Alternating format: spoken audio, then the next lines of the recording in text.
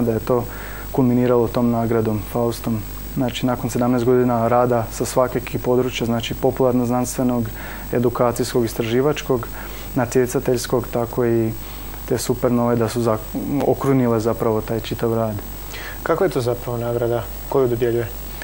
Dodjeljuje Ministarstvo obrazovanja, prosvjete i športa i Hrvatska zajednica tehničke kulture i uključena u to, znači to je najveće državno priznanje za tehničku kulturu. Dodjeljuje se svake godine godišnje nagrade fizičkim i pravnim osobama. Dodjeljuje se i nagrada za životno djelo. I gospodin Ladislav Keller je iz Osijeka. On je dobio ove godine također nagradu, ali za životno djelo. Spomenuli ste to da je to istraživanje, otkrivanje supernova zapravo kruna jedne dugogodišnjeg rada astronomskog društva, ali to je zapravo ono zbog čega ste i dobili ovu nagradu. Kako je teklo to otkrivanje supernova, kada ste s tim počeli, kako se to zapravo radi? To je zapravo jedan dug proces opisati, probat ću to svesti na nekako par rečenica. Znači, radi se o tome da su naši maturanti, koji su sada maturanti, zadnjih par godina sudjelovali na višenskim školama astronomije. Za vrijeme ljeta, ljetna škola astronomije, gdje su se upoznali sa stručnjacima iz hrvatske astronomije, gospodinom Koradom Korlevićom, Damirem Šegonom i tako dalje. Također su upoznali tamo njemačkog astronoma Rainera Stossa, koji je bio u suradnji sa zvjezdanicama iz Španjolske i astronomskim društvima ondje, te je predložio nam, odnosno našim maturantima, da bi možemo vidjeti sliku? Da bi mogli raditi na otkrivanju supernova, jer baza fotografija La Sagra, zvjezdanice u Španjolskoj se zove, ima dosta tih fotografija koje stoje neiskorištene, jer oni to koriste za potragu asteroida. Znači, pristupom tim bazama mogli smo razviti svoj softver, bili smo slobodni, odnosno dečki su bili slobodni da razviju algoritam i softver koji će pokušati otkriti, znači ne samo asteroide, nego neke nove objekte, odnosno supernove. I projekt je započeo zapravo krajem 2009. godine. 2010. godine su već prvi plodovi rada stigli i to su otkrivene prve supernove.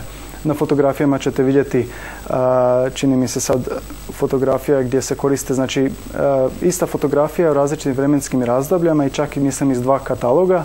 I na trećoj slici se vidi nešto što na prve dvije slike ne.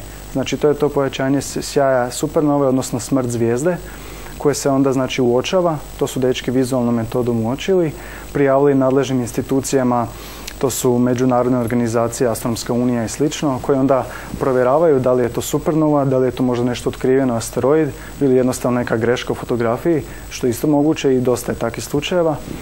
I kada utvrde da je to nešto novo i nepoznato, vide, uspoređujući sa ostalim fotografijama, da je to naglo pojačanje sjaja neke zvijezde i karakteriziraju to kao novo otkriće supernove.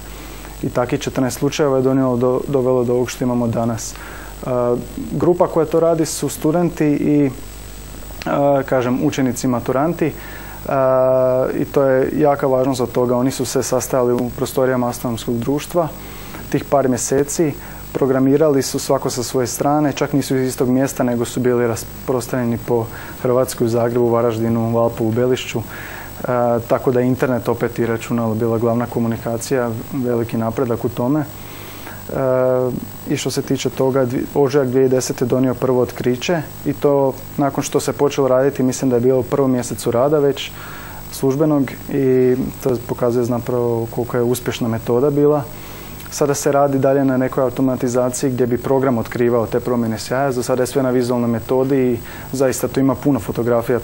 Govorimo o desecima tisuća fotografija galaksija. Za sada je već toliko pregledano, ali dosta toga prolazi nezamjećeno jer jednostavno nemamo dovoljno ljudi ili nemamo dovoljno vremena da bi to sve pretražili, pa se zato računalom nastavimo unaprijediti to. I evo sada s današnjim danom već imamo 14 supernova otkrivenog i rad ide dalje.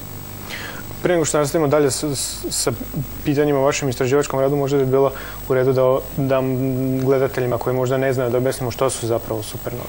Da, idemo znači na jedan jednostavan način reći. Supernova se odnosi na zvijezdu, znači ne na planet, ne na neki drugi objekt i označava smrt zvijezde. Kada je zvijezda na kraju svog života, ona eksplodirajući zapravo događa se implozija i eksplozija u istom trenutku. Kod te eksplozije se otpušta velika količina svjetlosti, plina, pare, odnosno goriva zvijezde. I to se, kao što smo vidjeli na onim fotografijama, pojavljuje kao sitna točkica, što mi vidimo, koja je jako sjajna. Znači, zvijezdu koju ne vidite na slici postane do tolike jačine da je, ako bi govorili o određenim magnitudama, kako mi vidimo sunce na nebu, slično. Supernova je znači smrt zvijezde, eksplozija koju mi primjećujemo na fotografijama. To je prirodan tok zvijezde. Zvijezda na kraju svog života dolazi do tog trenutka i to otpuhivanje plina i pare se kasnije može pretvoriti u neku maglicu ili neki objekt koji mi možemo vidjeti na nebu kasnije. Iako ove supernove znaju, znači, brzo ta sjaj zna nestati. Jel? A mi kad gledamo supernove, to su jako udaljeni objekti. Mi zapravo gledamo prošlost jer mi gledamo o objektima koji su, to što se dogodilo, ta eksplozija prije ne znam koliko milijuna godina. Samo toliko su udaljeni nas da svjetlost treba toliko dugo da stigne do nas. Eto, gledamo znači u prošlost na neki način. Što zatim biva sa zvijezdama nakon supernove? Nakon supernove, pa kažem, zvijezda se pretvori, ostatak zvijezde ili u bijeli patuljak, znači određeni tip zvijezde, malog sjaja, velike mase nabijenu malu površinu, mali opseg. Taj plin, odnosno ta gorivo što se raspršuje po svemiru, čestice putuju svemirom, nema nikakve sile koje bi zadržala, pa to dolazi do nas, mi to vidimo, prolazi kroz nas. A znači tih samih supernova za uočiti govori nam ne samo o razvoju zvijezde dosta, nego nam pomaže znanstvenicima koji su puno stručniji od nas da istražuju koje su karakteristike svemira i koje su karakteristike tih supernova i zvijezda. Važno je reći da mi u našem radu ne radimo znači ništa osim tog otkrivanja za sada. Nakon tog otkrivanja i nakon što mi napredujemo određenim znanjem i uvjetima, mi možda se uključimo na neki drugi način u to, ali mi tim našim otkrićama omogućavamo znanstvenicima da koriste te naše podatke i rade različite istraživanja o starosti svemira, karakteristikama zvijezda i znači širimo ljudsko znanje o svemiru. Spomenuli ste da je to zapravo u prošlosti bilo da je dosta daleko. Kojim zapravo mi daljinama ovdje govorimo? Koliko su stare ili koliko su daleke te supernove? Pa govorimo o milijunima godina svjetlosti. Znači da idete brzinom svjetlosti, milijun godina bi putovali do tog. Znači to je jedan primjer. Sad konkretno za ovih 14 ne bi znao na pamet, ali mogu vam reći nijedan nije u našoj galaksiji, nijedan nije tako blizu. A kad gledate koliko je to zapravo daleko, nama najbliža zvijezda nakon Sunca je Proxima Centauri, ona je 4,2 godine svjetlosti. Znači, evo, čak da idemo brzinom svjetlosti, toliko bi nam trebalo do nje, a ovdje govorimo o milijunima. Znači, to je zaista ogromna udaljenost.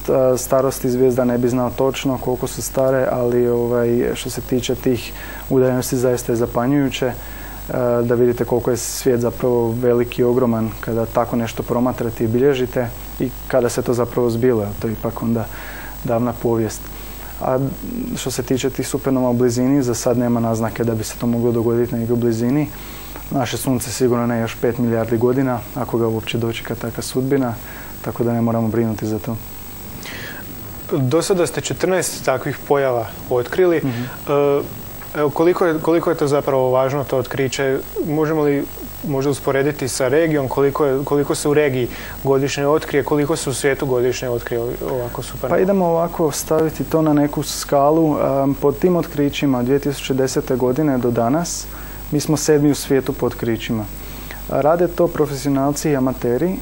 Evo, na prvom mjestu je, mislim, Harvardova zvjezdanica, znači profesionalni istraživači. Prvih 4 su profesionalni istraživači, to su znači ili zvjezdanice ili profesionalna astronomska društva ili neke institucije koje se baš bave time. Nakon 4. mjesta dolaze skupina amatera, mislim da su iz Argentine, to je grupa sa zaista velikim uvjetama rada financirana od NASA, čak i te ostale udruge. Mi smo dakle na 7. mjestu, s obzirom na naše uvjete i dob, zaista bih rekao da je jako pohvalno.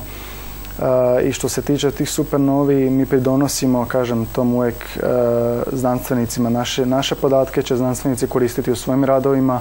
NASA će izdavati svoje podatke o istraživanju koje se temelje na našim rezultatima od par, da tako kažem, maturanata iz Valpova i Belišća. Dakle, velika je čast to imati. Značaj je svakako i za nas kao društvo i što govorimo u